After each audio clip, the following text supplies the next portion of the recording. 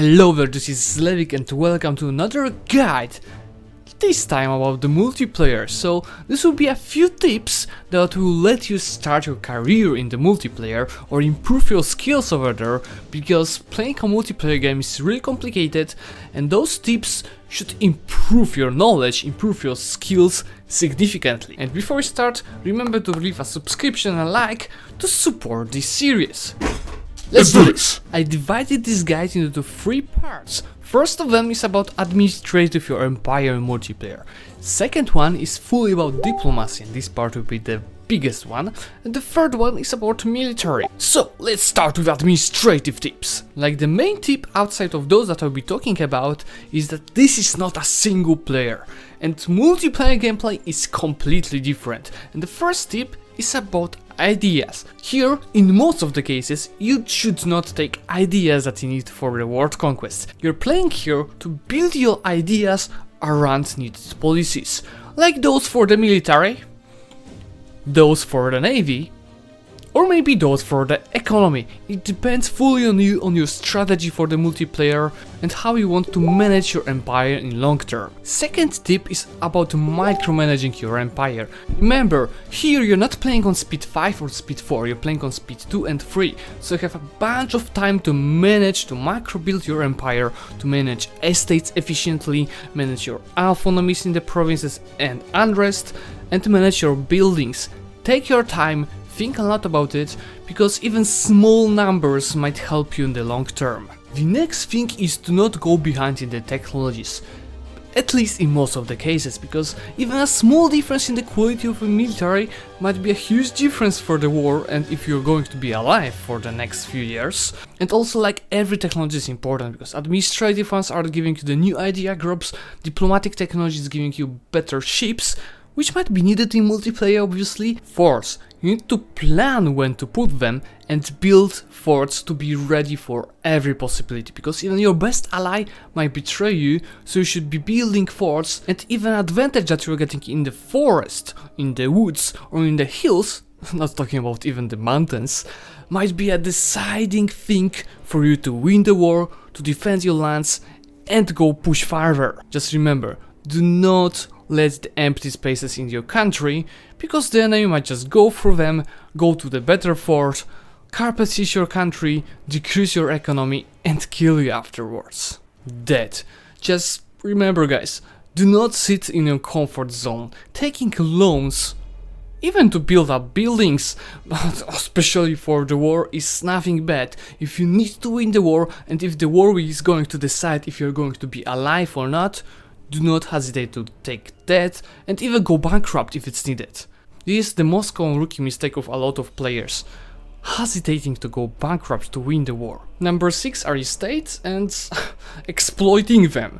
Because especially if you're a small country, do not hesitate to take even 200 points from 100 influence from those estates, because you just need to take one province from them to decrease this influence. And those 200 or just 150 points might be deciding for you to take the technology faster than the enemy, or take the idea faster than the enemy, or to even expand faster than your enemy. So do not hesitate to take that. And the last administrative tip is Golden Era. And here I can talk about 3 main strategies of using the Golden Era. Like, the simplest one is to win the war that is going to decide if you're going to be alive or not. So you obviously need the bonuses to your morale over here. The second way is to take your Golden Era around 1480, 1490, to rush technology number 10, to rush your national ideas, to finish them, to rush the general ideas, and of course snowball your country because of the conquest, because later you might not be able to expand anywhere. And the third way is after the absolutism or even the enlightenment, when you can decrease the power cost and thanks to this develop your provinces more efficiently, change the cultures of your provinces and earn more money to get more of the amount of the provinces that you have. Moving to the diplomatic point, here I have more general tips than the concrete one, because diplomacy in the multiplayer in most of the cases is more important than the skill of the players. In most of the cases, because it depends, but if you're playing on the highest level of multiplayer, diplomacy is way more important than your skills, because the differences in the skills are not huge. So the first tip is that, of course, diplomacy is more important than the skill, so you need to take care of your diplomacy. Do not sit quiet and let the others make diplomacy for you, because they will be always looking for their own interests, not yours. Second tip is pretty obvious, but I need to say that it's not single player. So even if you made freaking 3 mountains on very hard, you can be destroyed on the multiplayer, because it's completely different kind of gameplay. So be humble and take care of your diplomacy. Third tip is about your expansion, because in most of the cases, when the neighboring countries are pretty friendly or neutral, it's better to make deals for your borders. Do not expand everywhere as much as you can, because it will probably end up in a huge coalition against you, because you've taken too many lands of different players. So when you're doing the border deals, the best way to do it is across the trade nodes. So you know, everybody will be taking their own trade, but of course it's not always possible, and on the smaller way, the best way to take the deals is of course through the states. Another very important tip for the multiplayers, especially when you're playing with the same people for a few campaigns, is your reputation. So if you're playing very aggressively, you do not care about deals, you just break them. After a few campaigns or even a few sessions, nobody might want to talk with you, and at the beginning of every new campaign, people will be afraid of you and they will be deleting you on every single time. So you could see the example of our campaign on the Glanderstan party, where we were playing as Byzantium and my friend Uncle that he was playing Qing last year. He was a little bit aggressive that time and everybody was afraid of us. So that's why you had a coalition of 3 countries that destroyed us and other nations did not want to help us. So that's a perfect example that negative reputation might destroy your gameplay. The next tip are 2 sides from Sun Tzu. First of them is that the best wars are the ones that you don't have to fight. The second one is do not go into the war that you're not sure that you're going to win. So for the first one, obviously you're taking as strong alliance as possible, so that your enemy will be not even willing to fight you. And for the second one, attacking nations that you're sure you're going to win with. So even if a nation doesn't have any alliances, remember, when you attack them, they might get plenty of them. So before you do that, make sure that nobody is going to help them, and if anybody is going to help them, just calculate the differences of strength of the alliances.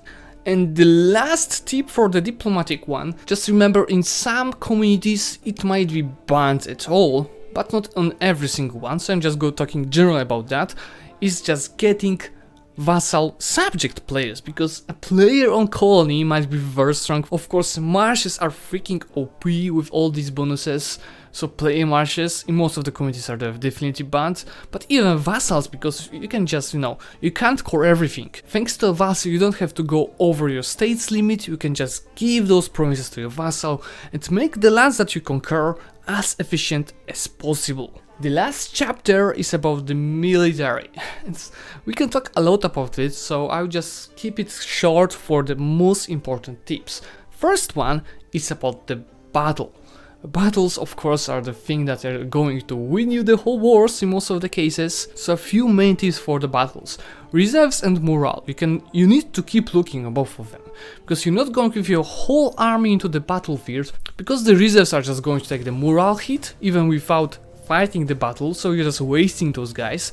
You need to keep looking at your reserves, keep them, depending on an age, on some 20 to 80,000, depending on the damage that your enemy might be doing, and just get the troops to reinforce the main battle, so it will be going farther more, and you'll be definitely winning with the guys that are just taking all of their troops at once. That will be easy win for you, even if the quality of army is way better, even if they have better quantity of the army. Another 2 main tips for the battlefield is keeping, of course when you have the artillery, is to keep the full backer of the artillery in the battlefield, because obviously infantry and cavalry are not doing any damage on the second line, and of course have more infantry and cavalry in the first line, because otherwise artillery goes just to the first line where they're taking the double damage.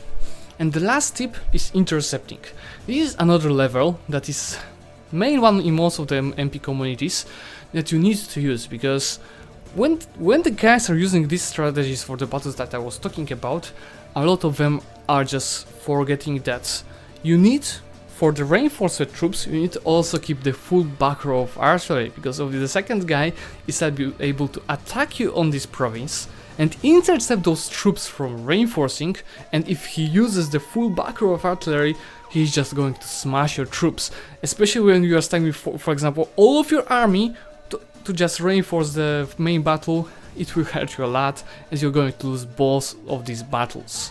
Second tip is more about your alliance, so keeping army composition within the alliance, because if every single one of you has freaking 40,000 of artillery or even 50,000, there's 5 of you in the alliance, we have 200,000 artillery. Why, for the huge war, you probably don't need more than 80,000, because you need one back row for the main battle, second back row for intercepting, maybe the third one if you're fighting on 2 fronts. But if your alliance have like million troops and 200k out of it is artillery, it's just wasted, because artillery is not reinforcing, they are not fighting. If you're getting 200,000 is the battle of the artillery, just 40,000 is fighting, or even less depending on the technology. So it's a wasted amount of troops. You need to keep the army composition within the alliance to be as efficient as possible. And continuing the alliance thing, when you're at war as a huge alliance, even 2 or 3 players, you need to communicate efficiently your moves, because if every single one of you is just playing separately the war will be lost if the second side is organized. So what you have to do, like for myself, the best strategy is to just assign 2 people for 2 jobs. First person is just shot calling the battle. So he's shot calling when to intercept the reinforcing troops, when to reinforce the troops, who should reinforce the troops, because when you say reinforce, 5 people might go and reinforce at once, and it will be inefficient. So he must say who is going to reinforce and when. And the second guy that you should assign, especially in the late game wars, when you have a lot of troops and you're keeping shit ton of troops on the back, he needs to be looking on the back provinces just way long time from the battlefield, and he should shot call if somebody is not leaving a stack behind, because I've seen a lot of battles lost just because somebody forgot about a 20k stack, 30k stack, or even 100k stack. So one person should be looking on the back and just shot call, hey, you forgot your stack, get this into the battle. Next thing is more a war strategy. So when you're just one alliance and you're just one person even, and you got attacked by 2 different alliances or players, 2 separate wars, what to do to not lose both of them? Because if you try fighting both of them, if the of course strengths are pretty similar, you're going to lose both of them. So the main strategy over here is to unconditionally surrender the stronger side, especially if you know that you can't win it anyway. If you know that you can win both wars, just one after another, and they can't get together, just unconditionally surrender the stronger side and take care of the weaker side, because here at least you're going to lose 100% on one war and win 100% on the second war, so you're going for 0, not losing both wars. But everything of course depends on the situation. If, for example, there are 3 countries that are attacking you, 2 of them are on the one side and 1 of them is on the second side, you can just go for this one and piece him out separately, so those 2 guys will be weaker without the third guy. The last tool is also banned in most of the communities, so it depends where you're playing. So condottieri. Condottieri, especially in the early game, are really strong, especially if you're just, for example, limited in the alliances, you can't get new allies, you can use condottieri of the other guys. And for example, when you are fighting a war with a nation which is practically weaker on the military side, but it is an island nation and you can't get into this island. Simple trick, you're getting condottieri of a few nations, even your allies that are not joining the war, they're getting the ships and they are landing on the island. Why? Because the condottieri ships, they are not part of the war, and they are not fighting, which is stupid, and I think they're going to change it in the new patch, but for now it's a very strong tool against which the island nation practically can't do anything. Okay, so those are the main tips for the multiplayer game. Obviously there are a lot of small strategies that might also be used, but those are the main ones. So I think my experience should be useful with those tips, and you go and conquer the multiplayer games. But before you do that, remember about subscription, leave a like on this video, because guys, we are growing really fast lately, and if you're leaving dislikes, this is really boosting our views and our subscriptions, and it's really helping me to create even better content. So thank you guys so much for your support, and have a nice day.